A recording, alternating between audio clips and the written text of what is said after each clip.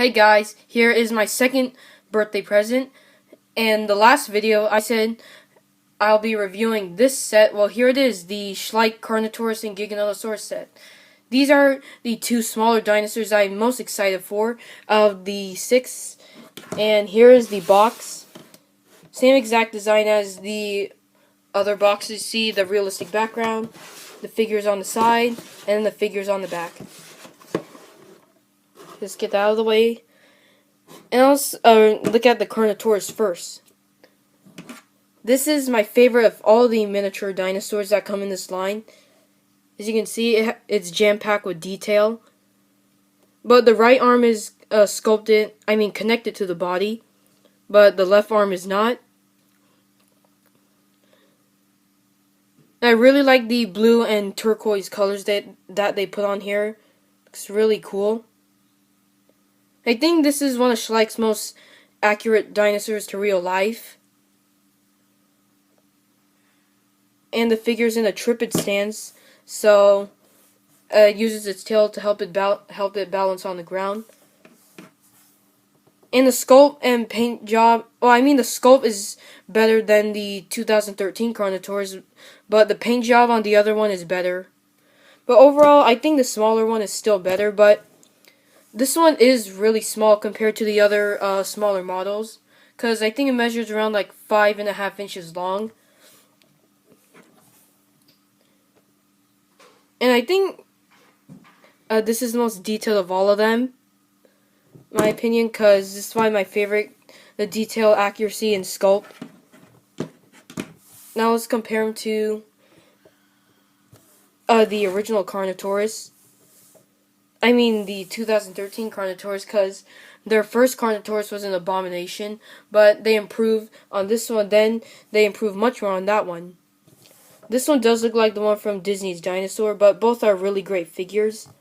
And this is like the adult, and that's like the juvenile. Let's size them up with the Giganotosaurus. And Carnotaurus should be a little smaller, but this is like a young Giganotosaurus compared to the Carnotaurus.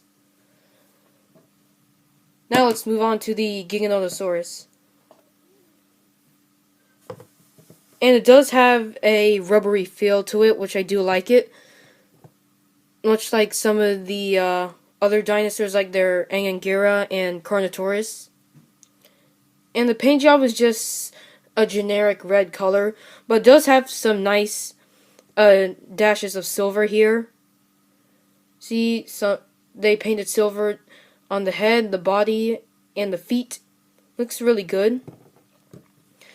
And this one looks nothing like the orange Giganotosaurs that they released in the same year. Both are great figures, but this one looks just really bland compared to the other two. And I forgot to mention, on both models, the jaws are not articulated.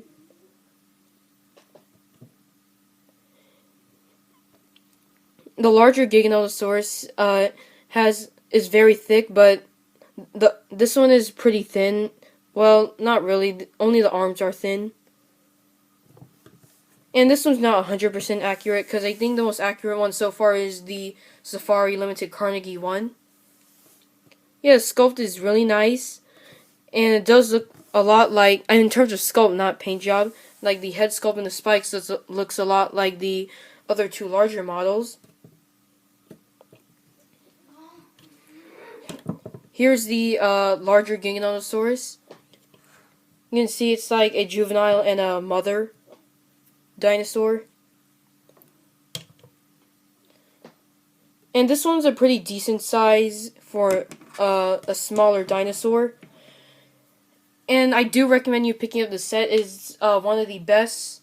Not one of the best, but it's the one I'm excited for. But definitely pick up the Carnotaurus and that one too. They're both really great figures.